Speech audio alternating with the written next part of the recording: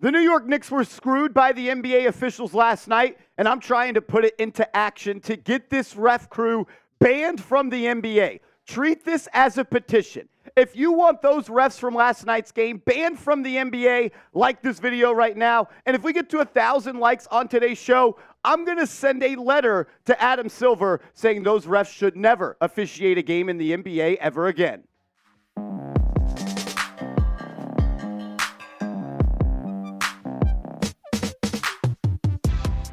Welcome into Knicks Now by Chat Sports. I'm your host, Marshall Green. We're going to break down last night's game. We have an official statement from the NBA on the call that inevitably gave the win to the Houston Rockets. And then we're going to close the show talking about Tom Thibodeau, about how, in my opinion, he is really killing the New York Knicks. He is overplaying his players, and now we have Donte DiVincenzo hurt. So I'm going to share my thoughts on Tom Thibodeau and his rotation and a Donte DiVincenzo injury update. But let's start with words from the NBA officials last night following that last-second foul call on Jalen Brunson, where a half-court heave was deemed a foul. But then after the game, Ed Malloy, the head of the NBA official crew last night, said this: after seeing the play during the post-game review, the offensive player was able to return to a normal playing position on the floor. The contact, which occurred after the release of the ball, therefore is incidental and marginal to the shot attempt and should not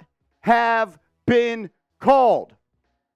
But the thing was, it wasn't just the last play of the game where the NBA officials were awful last night. They were terrible all night long. And I just want to say this. I know that the play was not challenged by the New York Knicks. They did not have a challenge because they used it in the first half. But the play was reviewed by the NBA to see if the contact and foul occurred before the time in the game ended.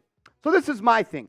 How did you go, NBA officials, Ed Malloy, how did you go to the replay monitor and say this is when the foul occurred when there was no foul? How can you say this was the contact that occurred prior to the buzzer sounding if there was no contact, if there was no foul? That makes absolutely no sense. I know you can't change it because the refs, the play was not challenged. But I will say this. There should be one goal of NBA officials: to get the call right. That should be the overarching theme for all professional sports. Get the call right no matter what it is. The NBA needs to change their last 2-minute rules. Every foul call should be reviewable from someone outside of the building watching this game where they buzz in and it's like, that was not a foul, go change it. That should happen, because last night was the worst call I have seen in my 29 years of watching the association. But it wasn't just that call. They were terrible all night long. Look at the disparity in fouls called and free throw shots. The New York Knicks entered this game as the number one team in the NBA when it comes to free throws per game. Why? Because they are relentless at attacking the rim. They get downhill. And they did that last night. 56 of their 92 field goal attempts were inside the arc. They weren't just jacking up threes. They were getting to the lane. Brunson spent so much time on the floor last night. He was so often hit to the ground. The Knicks were called for 23 fouls compared to the Houston Rockets, just 16. The Knicks, the number one free throw team in the NBA, shot 12 free throws compared to the Houston Rockets, who shot 21 more free throw attempts, 33 for Houston. Jason Goebel has screwed the Knicks this year. He was the bald guy who called the foul on Jalen Brunson. This isn't the first time, though, that Goebel, whatever the hell his name is, do a better job and I'll learn how to pronounce your name, has screwed the Knicks. Go back to game 1 of the season this year. Remember when Jalen Brunson shot a three, missed it, and came down on Jason Tatum's ankle, rolled his ankle, but it wasn't called a foul on Jason Tatum. It was called a flop by Jalen Brunson. Remember that? And then in the last 2-minute report of that game, it was said that the Knicks were wrongly called on that. That call should have been overturned, and it should not have been called. So Goebel screwed the Knicks in game 1, and they did it on that. And then also in the game last night against the Rockets, Dillon Brooks went to the lane, lowered his shoulder like he was Adrian Peterson, and gave a forearm shiver to Jalen Brunson, and he was called for a block. It's ridiculous. Gobble, do a better fucking job. How about that? The NBA officials need to be held accountable. At some point, If you are going to continuously make the wrong calls and cause teams to lose games when they should not, the people in stripes should be held accountable. And I am saying that Goebel and this entire staff should not be allowed to ref in the NBA playoffs this year. They have been awful, not just tonight, but all season long. If you're going to hold players accountable for the things they say about the officials, how about you hold the officials accountable when they do the wrong thing? Just light up the comments for me. If you're sick and tired of the NBA officials, if you're sick and tired of how the Knicks have lost a couple of games because of them this year, just give me the F the refs in the comments. When do the Knicks start to get the benefit of the doubt here? When do they start getting the calls that other teams get? You got two All-Stars. You're the New York effing Knicks. You're Jalen Brunson. Get the calls. He's continuously on the floor. Protect your players, refs. That's what you're supposed to do. Protect them. Brunson has been hurt too often this time because of being overly roughed up by other teams. Coming up next, I got to share my thoughts on Tom Thibodeau about how he is just running the New York Knicks into the ground. There are 4 players in the NBA averaging 39-plus minutes per game this month.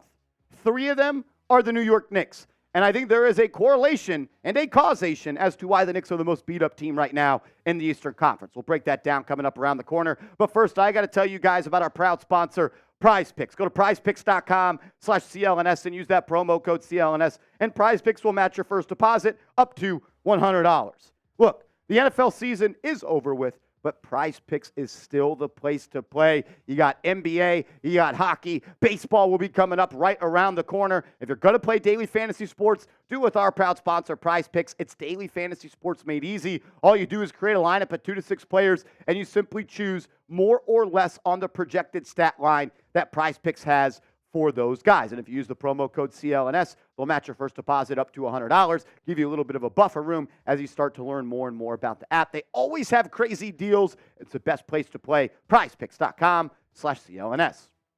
All righty, Donte DiVincenzo left last night's game in the fourth quarter as he grabbed his hamstring and said that he needs to come out of the game.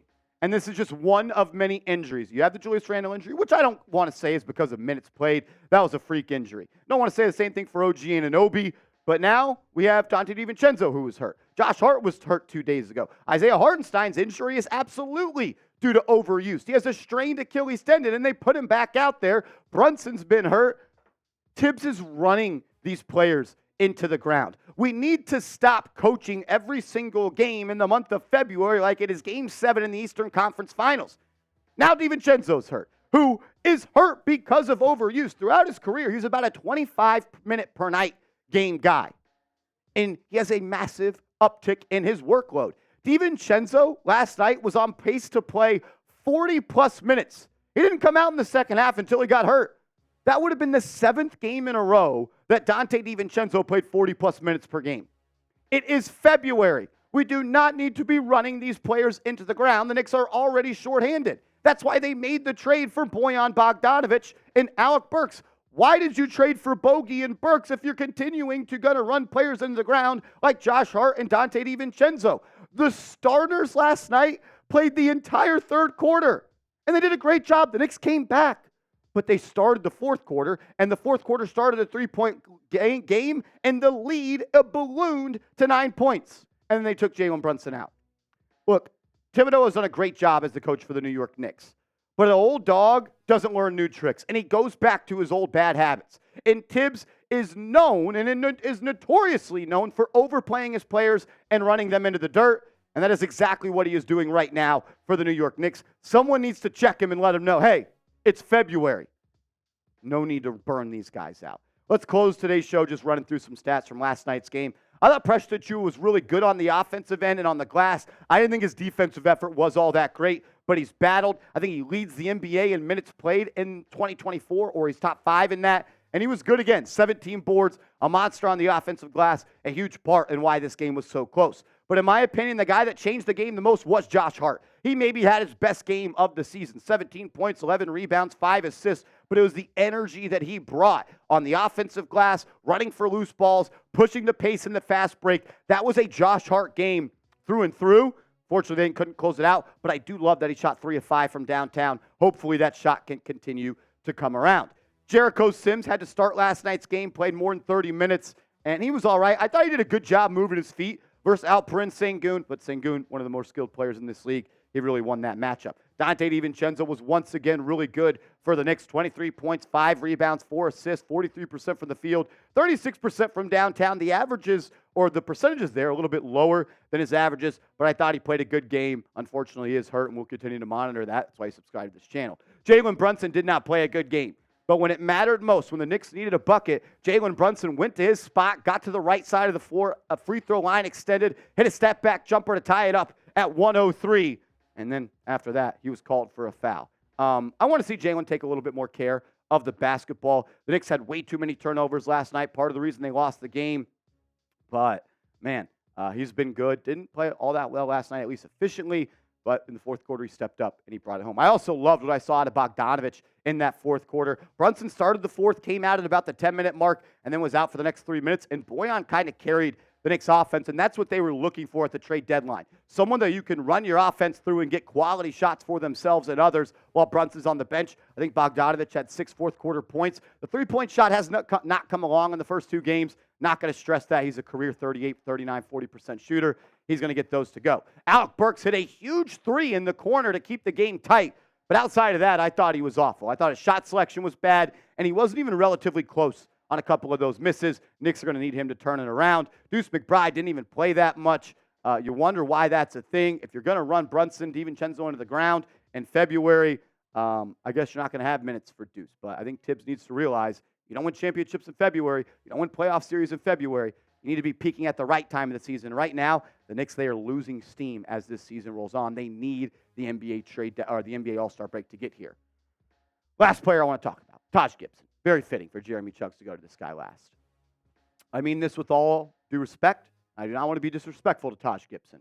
He should not be in the NBA anymore, and he should not be on the New York Knicks. The Knicks are thin at center with injuries to Mitchell Robinson and Isaiah Hartenstein, and your second center should not be Taj Gibson. You cannot convince me that Taj Gibson is the best available player that plays the center position in the world that is not in the NBA. The Knicks need to go sign a center. They need to be serious, cut the buddy, and go get someone that can play minutes and contribute to winning, just because Taj Gibson is just not that player anymore. The Knicks, they have lost 4 out of their last 5 games. Kind of a skewed stat because one of those losses was to the Dallas Mavericks when they were very shorthanded right after the trade deadline and did not have Jalen Brunson playing. But they've lost 3 in a row. So what is your confidence level in the New York Knicks? Scale it for me from 1 to 10. 1 being you are not confident, 10 you are being ultra confident. Let me know what you think. Scale it 1 to 10. The Knicks got to heat up as the All-Star break is almost here. Make sure you guys are following me over on Twitter and Instagram. I'm posting about the Knicks every day. I just put a video out about how the Knicks got screwed by Jalen Brunson, just like this, as Jeremy Chuggs is flexing his Rockets shirt. Jeremy Chuggs, could you unmute your mic real quick for me? I just want to ask you, as you are someone that's never biased, you are from Houston, you're a diehard Rocket fan. Yeah. Was it the right call on the last play of the game? I mean, I think if you're Jalen Brunson, why put yourself in He that? did fly in there a little recklessly, I will admit that. Close out without fouling, but that was the worst call I've seen in my life. I mean, I just go back to you can't just act reckless and just do what you want to do. I mean, it's in that position in the game, you can't do that. So was it a foul? I'm not saying whether it was a foul or not. So you're agreeing it was not a foul and the Knicks got screwed. Well, I'm not saying that. So what are you saying? All I'm saying is, I get on screen real quick. Got to show it to the people. All I'm saying is, you got to play smarter in that position, in that situation. Rockets outsmarted the Knicks once again. I mean, we already saw it. That the Rockets kind of have the Knicks number going back to the 90s. I mean, the real ones know, but the Rockets over the Knicks, that's a classic. It's like Titanic. It's like, That's a classic? Yeah, it's a classic. Like the movies. Like, it's like it's like Rocky, Classic movies, classic Rockets over Knicks. You know what it is. If we can get everybody to type F Chuggs in the chat, I would appreciate it. We'll see y'all later. Let's go, Knicks.